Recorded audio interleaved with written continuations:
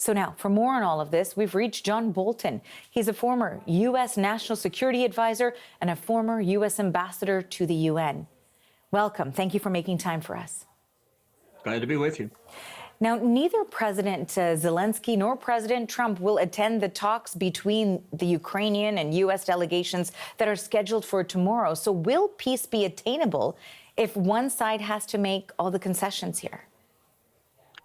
Well, I think the best that could come out of these meetings in Saudi Arabia is to try and get U.S.-Ukrainian relations back on track. I expect that this minerals deal will be signed. I don't think that will have much impact on anything, frankly, but it's important to Trump, and he can declare victory, and that might pacify him for a while. But I think the real question is not specifically what this meeting will accomplish, but how Ukraine and the rest of NATO will deal with Trump's essentially 180-degree reversal of position, basically to be supporting Moscow, which has dismayed many people in the United States, as it has throughout the alliance. So when we're talking about that specifically, you know, this comes as we know also that the U.S. president paused military aid to Ukraine following, again, that explosive meeting between the two leaders, and also has taken, as you point out, a softer approach to Russia. Right now, when the alliance is looking to sort of bolster the security in the absence of support from the U.S., what should they be paying closest attention to? How could they prevent further aggression from Russia?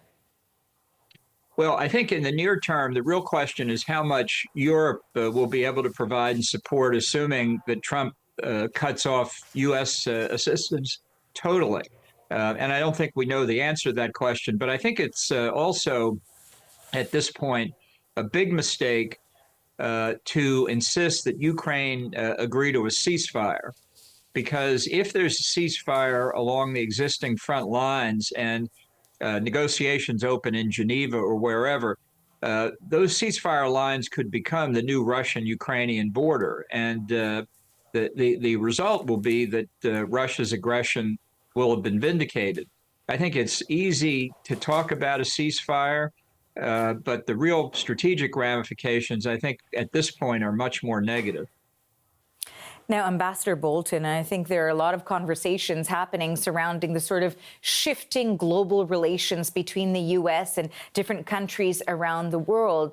Canada's Prime Minister specifically mentioned in one of his recent statements talking about tariffs that you've got the United States placing tariffs on its closest trading partner, meanwhile cozying up to Vladimir Putin. What do you make of the sort of shifts we're seeing here?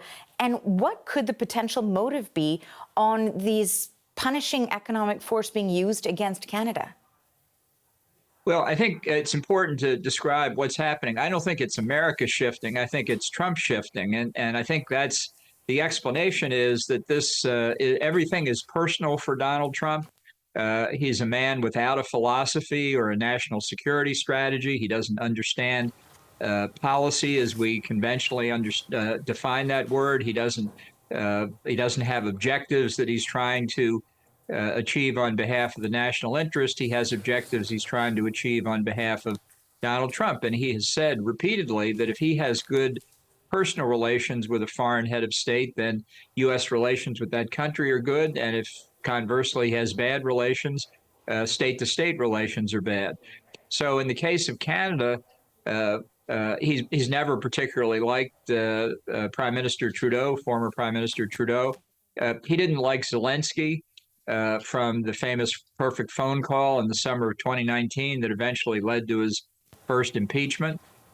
So we'll see what he does with the new Prime Minister of Canada. But it all comes down to things that Trump does that he thinks will make him look good, and he thinks it's good for him politically to be seen as tough on trading partners that he's accused of treating us badly over the years. This doesn't have anything to do with reality, but it does have to do with what's floating around in Trump's mind.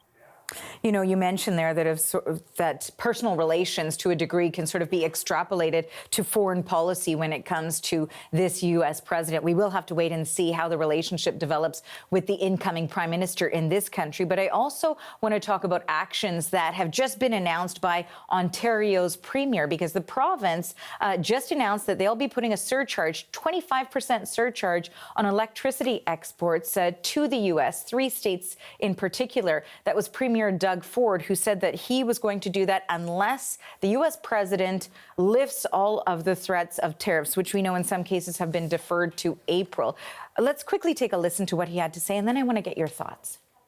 Make no mistake about it, if he continues to attack our province, our country, taking jobs, families' paychecks, food off their table until they can't pay rent, I will do whatever it takes to maximize the pain against the American, and I hate saying Americans because it's not them, against President Trump. You know, Ambassador Bolton, the U.S. president has often been described as having thin skin. How might he react to this action that we're seeing announced today? Well, he'll probably increase the tariffs to 50% or some number. Numbers are kind of variable for him, whatever suits him on a given day.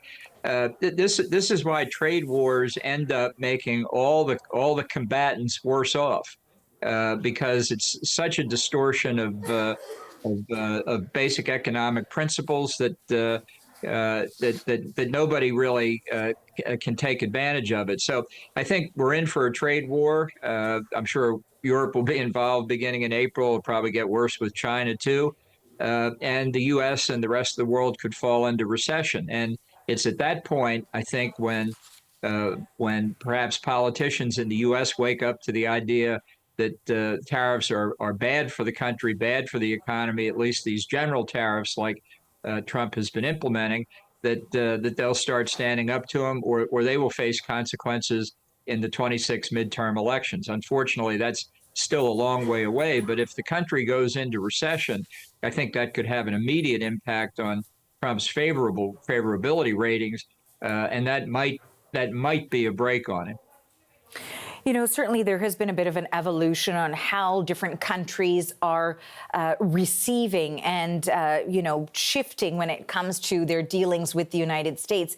And in part, that is because there have been consistent threats of annexation as well. It started out as something that many believed to be a joke when the U.S. president called Canada its 51st state, and similar remarks were made when it comes to Greenland as well. What do you make of those comments now? They certainly feel a lot more serious. And we've heard even the Prime Minister of Canada said that we should be taking those comments seriously.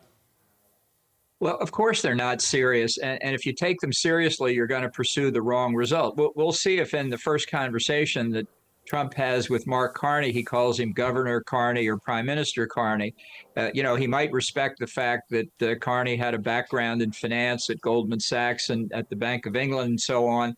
It's very hard to predict how Trump reacts to different people, but it's important to understand this is all about personal relations. Trump didn't like Trudeau, so calling him governor of the 51st state is a great way to troll him.